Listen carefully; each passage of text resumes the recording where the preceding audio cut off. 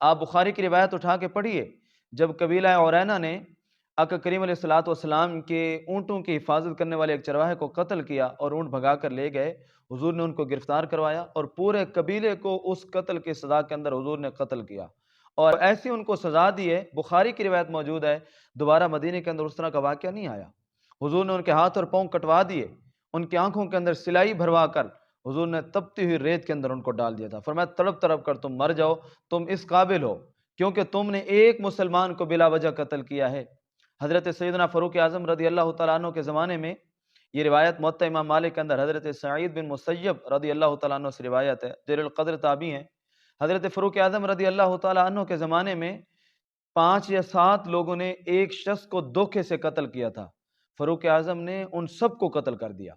فرمایا، پھر آپ نے ایک جملہ فرمایا اس شخص کسی مسلمان کے قتل ناحق میں اگر پورا شہر بھی شریک ہوگا تو عمر سب کو سزا دے گا اور سب کو قتل کروا دے گا۔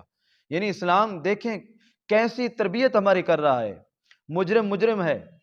انسانیت اپنی جگہ پہ، لیکن مجرم کے ساتھ جب ہم دردمندی کرتے ہیں، مجرم کے ساتھ ہم جب احساس والی بات کرتے ہیں تو اس سے جرم کم نہیں تو جرم بڑھتے ہیں۔ اگر بلوچ واقعے پر ہم نے نوٹس لیا ہوتا، ہمارے اداروں نے اپنے تقاضے پورے کیے ہوتے اور اس واقعے کے اندر شریک جتنے لوگ تھے، وہ سردار ہو یا وہاں پر جتنے لوگ موجود تھے، ان سب کو سزا دے دی جاتی، بر وقت سزا دی جاتی، تو میں پورے یقین سے، پورے وثوق سے، پورے اعتماد سے کہتا ہوں کہ معاشرے کے اندر دوبارہ کسی سردار کو، کسی چودھری کو، کسی وڈیرے کو اس کی جرت ہی نہیں ہوگی کہ وہ اس طرح کا فیصلہ سنا کر کسی کی جان لے اور کسی کا ناحق قتل کروائے۔ یہ بلوچستان کے اندر ایک واقعہ نہیں ہے، آپ دیکھیں اس سے پہلے کتنے واقعات ہیں جو ان سرداروں کی ایما پر لوگوں کی جان لے گئے، لوگوں کو قتل کر دیا گیا۔ تو کہنے کا مقصد یہ ہے، اسلام نے جو سزاؤں کا نظام دیا ہے، یہ نظام میرے اور آپ کی بہتری کے لیے ہے، اور اس نظام کو بیان کرتے ہوئے قرآن نے کتنی خوبصورت بات کہی، وَلَكُمْ فِي الْقِصَاصِ حَيَاةٌ،